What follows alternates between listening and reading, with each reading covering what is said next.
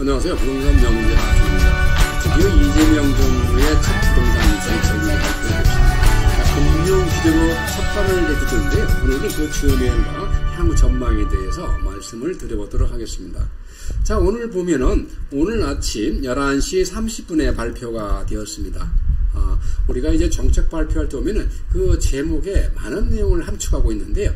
이번 정책 발표형도 마찬가지입니다. 자, 수도권 중심이란 키워드를 가지고 있고요. 가계부채 관리 방안이라 이런 타이틀을 쓰고 있습니다. 자, 이 내용은 전부 5가지 내용을 담고 있는데요. 첫 번째는 가계대출 총량 관리 목표를 축소하겠다. 대출을 규모를 줄이겠다는 얘기죠. 두 번째, 현재 진행되고 있는 은행 자유관리를 이제 전 금융권으로 확대하겠다는 내용을 담고 있습니다.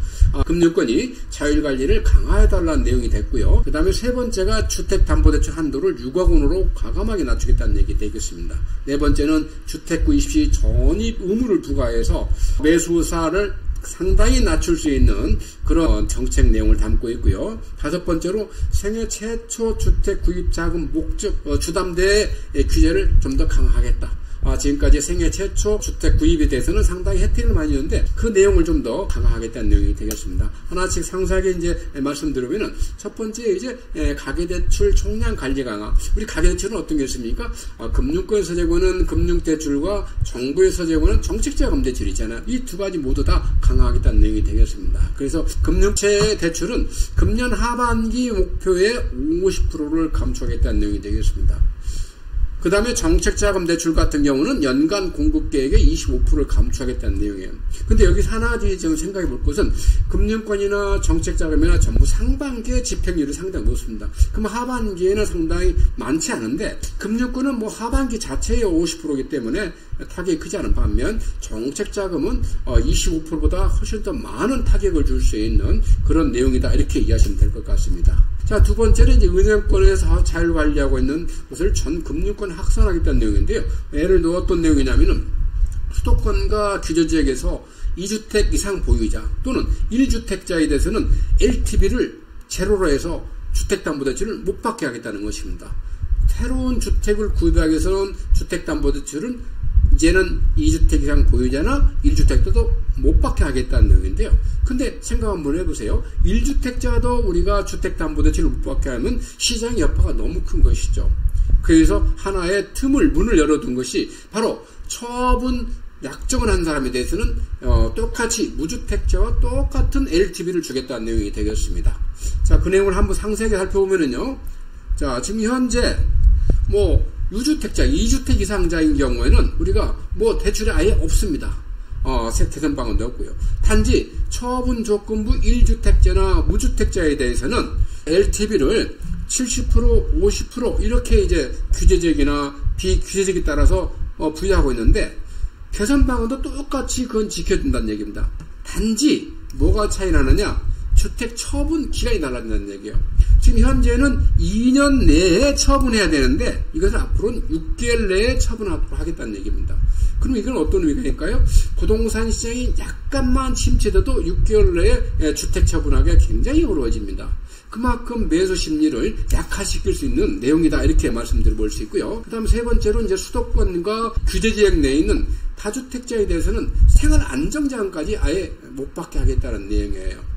자, 이런 내용도 상당히 여파가 크다고 생각되는데 한번 실제 말씀드려보면은 지금 현재 수도권과 규제지역에 있는 1주택자는 은행별로 1억에서 2억 정도의 생활 안정자금을 대출을 받을 수 있었습니다. 근데 이것을 1억으로 막겠다는 얘기예요. 결국 생활 안정자금마저 막아놓으면은 소비가 유치되고 그에 따라서 경기도 상당히 타격을 받을 텐데 이 정도 강한 정책을 쓸 수밖에 없는 상황이다. 이렇게 이해할 수 있는 것이죠.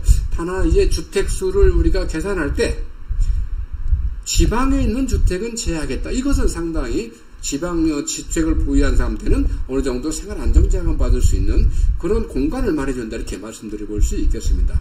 자, 그 다음에 이제 수도권과 규제지역에 있는 그래서 이제 주택담보대출을 받을 때는 기한을 30년으로 딱 목표를 박아놨습니다. 지금까지는 은행에 따라서 30년, 40년으로 했던 걸 이제 30년 마감에 따라서 그만큼 대출 한도가 줄어드는 것이죠. 여기다 이제 7월부터 DSR 3단계가 실시되면은 한도가 더 줄고 금리도 더 올라가게 되는 것이죠. 자, 이런 부분에서 이것도 정말 매수 의사를 상당히 강하게 압박하는 그런 정책이다 이렇게 말씀드려 볼 수 있고요. 다섯 번째는 이제 수도권과 규제지역에 있는 소유권 이전 조건부 전세 대출을 금지하겠다는 내용입니다. 그래서 이제 갭 투자를 통한 주택 구입을 막겠다는 내용인데요. 낯선 용어죠. 소유권 이전 조건부 전세 대출이 뭐냐 하면 내가 이제 매수자가 주택 매매 계약을 했어요. 근데 잔금을 치러 내 돈이 없으니까 전세 보증금을 받아서 잔금을 치렀다는 얘기입니다. 통상 이런 거를 많이 하죠. 근데 그런 것을 아예 막겠다는 얘기입니다. 그래서 우리가 이런 걸 막기 위해서 전세자금 대출할 때도 매매계약서와 임대인은 매매계약서와 전세계약서를 다 살펴보겠다는 얘기예요. 그래서 우리가 전세보증금을 받아서 잔금을 치르는 그런 거래에 아예 싹을 막겠다는 내용은 그것도 상당히 강한 내용을 담고 있다 이렇게 말씀드리고 있습니다. 그 다음에 이제 신용대출도 지금까지는 우리가 연봉의 1년 내지 2년 연봉 기준에서 산출했는데 이제는 1년 연봉으로 딱 맞겠다 이런 내용도 담고 있습니다. 상당히 파급 효과가 다 크다 이렇게 말씀드려 볼 수 있죠. 자, 세 번째는 주택 구입 목적 주담대로 그 한도를 6억으로 막겠다는 내용이 되겠습니다. 자, 지금 현재 보면은 금융회사가 이제 수도권이나 규제지역에 대출할 때는 최소 한도 6억으로 막으면 어떻게 됩니까? 결국은 가장 강한 상승세를 끌고 있는 강남 4구들을 중심으로 핵심 지역에 주택 구입할 때 그만큼 한도가 줄을 뿐만 아니라 앞으로 심의적으로 너 대출 받아서 집 살 생각하지 마라 이런 메시지를 주는 효과가 있다는 것이죠. 그만큼 이번 정책 효과는 어느 정도 파급 효과가 클 걸로 예상이 되고요. 자, 네 번째로 LTV 등 규제를 강화하고 있습니다. 그 내용을 살펴보면은 첫 번째가 이제 생애 최초 구입자금 대출할 때 LTV를 80%에서 70% 낮췄어요. 여기에 한 발 더 나가서 이제 전입 의무까지 부과하고 있다는 것입니다. 자, 근데 이게 금융권뿐만 아니라 정책 대출도 같이 포함하고 있다는 거예요. 자, 이런 것들도 모든 대출을 옥죄고 있다 이렇게 말씀드려 볼 수 있겠습니다. 자, 그 다음에 하나 더 나가서 이제 디딤돌 대출이나 버팀목 대출 같은 것도 한도마저 축소했어요. 그래서 디딤돌 대출 같은 경우는 대출 유형에 따라서 5천만 원에서 1억까지 줄였고 버팀목 대출 같은 것도 마찬가지 대출 유형에 따라서 5천에서 6천만 원까지 축소를 했습니다. 자, 이런 것들도 심적 압박이 강하게 작용하는 것이죠. 여기 한 점 더 나가서 이제 전입 의무까지 오기 때문에 수도권과 규제지역에서 진짜 거래는 급감할 거라고 급감할 수밖에 없는 그런 상황을 지금 만들어내고 있습니다. 자, 그 다음에 수도권과 규제지역에 있는 전세대출 보증비율도 한 차례 더 낮춘다는 얘기입니다. 지금 100%에다 90% 낮춘 지가 얼마 안 되는데 이제 90%에서 80% 낮추겠다는 거예요. 단지 이 부분은 약간 행정적인 조치가 필요하니까 다른 정책들처럼 6월 18일 당장 내일부터 실시하는 게 아니라 7월 21일부터 실시한다 이렇게 이해하시면 될 것 같습니다. 자, 오늘 이제 발표된 이제 금융 규제 정책의 내용에 따라서 주요 Q&A를 한 4가지만 정리해 보면, 자, 이건 정부에서 발표한 내용이 되겠습니다. 자, 이번 대책의 주요 내용은 뭐냐 하니까 3가지로 요약을 했습니다.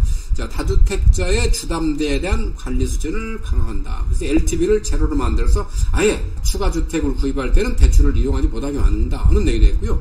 그 다음 실거주 목적이 아닌 대출도 제한하겠다. 자, 이런 것은 전입 의무를 부과를 통해서 이제 달성할 수 있는 목표가 되죠. 그 다음 주담대의 한도를 6억으로 낮춰서 우리가 주택을 구입할 때 대출에 과도하게 의지하는 걸 막겠다 하는 그런 메시지를 담고 있습니다.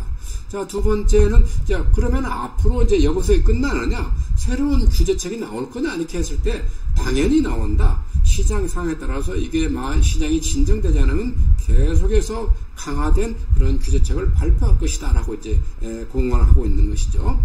자, 세 번째, 처분 조건부 1주택자가 이제 6개월 내에 주택을 처분했는데 그 6개월의 기산점은 언제부터 하냐는 얘기죠. 그 다음에 또 하나는 만약에 위반하면 어떤 벌칙이 있냐는 게 궁금하잖아요. 자, 근데 그 기산점은 주택담보대출 실행일입니다. 소유권 이전 등기일도 아니에요. 그만큼 6개월도 최대한 단축시켜나겠다는 얘기죠. 정책 의지가 굉장히 강함을 느낄 수가 있습니다. 자, 그 다음 위반하면 어떻게 됩니까? 바로 대출을 상환해야 돼요. 근데 요즘같이 대출을 꽁꽁 막고 났는데 상환 자금이 어디 있습니까? 결국 이게 어디로 됩니까? 매수할 때 더 심각하게 고민하지 않을 수 없는 것이죠. 그만큼 매수 의사를 약화시킬 수 있는 것이죠. 자, 이런 부분도 상당히 디테일하게 구상된 정책이다 이렇게 말씀드려 수 있겠고요. 자, 그 다음에 내가 그러면 기존 대출을 증액하거나 아니면 대안하거나 만기만 연장하는 경우를 쓰는데 그때도 해당되냐 이런 이제 질문이 떠오르잖아요. 거기에 대해서 증액하거나 아니면 대안하는데 다른 은행을 바꾸서 하는 경우는 새로운 규칙을 적용하고, 단순히 금리를 바꾸거나 아니면 같은 은행을 통해서 대안하거나 기한만 연장하는 경우는 종전의 규정을 적용한다, 이렇게 발표를 하고 있습니다. 자, 그러면 이런 정책 적용이 시장에 어떤 영향을 불러올까요? 한 4가지만 정도면, 첫 번째로 이번 정책의 속성은 피할 수가 없습니다. 치료제가 될 수가 없는 것이죠. 증상 완화제가 효과밖에 없다, 이렇게 말씀드리고요. 그럼에도 불구하고 최근 급등한 시장은 어느 정도 열기를 식힐 수 있을 것이다 보고 있습니다.